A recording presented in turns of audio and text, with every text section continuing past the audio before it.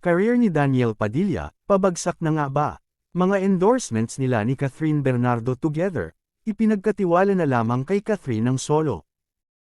Tila ngayon pa lamang nararamdaman ni Daniel Padilla, ang impact ng kanilang hiwalayan ni Catherine Bernardo, matapos umanong mawalan ito ng 4 na endorsements.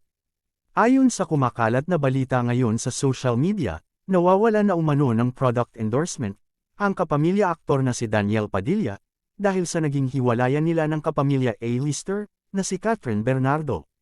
Matatandaan na nitong Nobyembre ng taong 2023, inihayag ni na Daniel at Catherine sa publiko, ang kanilang desisyon na maghiwalay at tapusin na ang kanilang 12 taong relasyon. Sa ulat nga na binigay ng Marisol University ng Abante Teletabloid, ayon sa host na si Mildred Bacod, na ayon umano sa kanilang mga sources. 4 na product endorsements umano, na original dapat kina Catherine Bernardo at Daniel Padilla, ay ipinagkatiwala at ibinigay na lamang ng solo, sa kapamilya aktres na si Catherine, at hindi na nirenew si Daniel Padilla. Sa mismong naging pahayag ni Mildred, ani nito, yung 4 daw supposedly, na endorsement nilang dalawa ni Catherine Bernardo, di umano, according to our sources, ay kay Catherine na lang daw ibinigay. Ilan nga sa mga komento at reaksyon ng mga netizen, ay nagulat na mayroong mga product endorsement, ang mag-pull out ng kanilang product sa ilalim ng pangalan ni Daniel Padilla, dahil wala umanong negosyante ang nais na malugi. Narito ang ilan sa mga komento ng mga netizen. Daniel, ikaw mismo gumawa ng ikakasira mo. Dapat kung alam mong mali, sa umpisa pa lang, pinutol mo na, pero pinagpatuloy mo pa rin. Not once but twice, so deserve mo yan. Iniidolo ka pa naman ng karamihan, mapabata man, teenager o matanda. Pero sinira mo ang image mo. Taas pa naman ang tingin nila sa'yo dahil matatag ang Katniel, pero binigo mo lang. Huwag masyado kampante, di porkit may itsura at sikat ka, ay sasamantalahin mo ang ibinigay ng Diyos sa'yo, yan ay hindi pang habang buhay na kasikatan. Isang halimbawa na yan, na nangyayari sa'yo.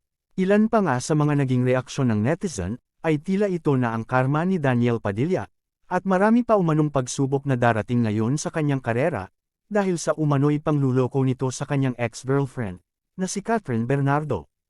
Marami din naman sa mga netizen ang nakikisimpatya ngayon sa pinagdaraanan ni Daniel Padilla, matapos itong iwanan o hiwalayan ni Catherine Bernardo. Ayon nga sa ilang netizen, mahalaga lang naman matahimik ang buhay mo DJ. Okay lang yung nawala, may darating pa na mas maganda. Ayon pa sa isa, okay lang yan Daniel, may purpose pa si Lord sa'yo. For now, focus ka muna sa sarili mo, at balang araw, babangon ka muli at sila pa ang maghahabol sa'yo. God bless you always. Positibo rin ang ilan sa mga komento.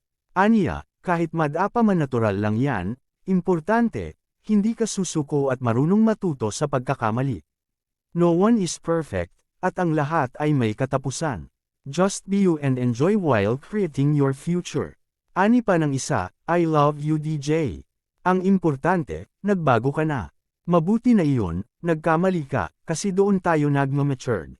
Ilan pa sa naging komento ay sana mabawasan din umano ang kay-abangan ng Queen Mother.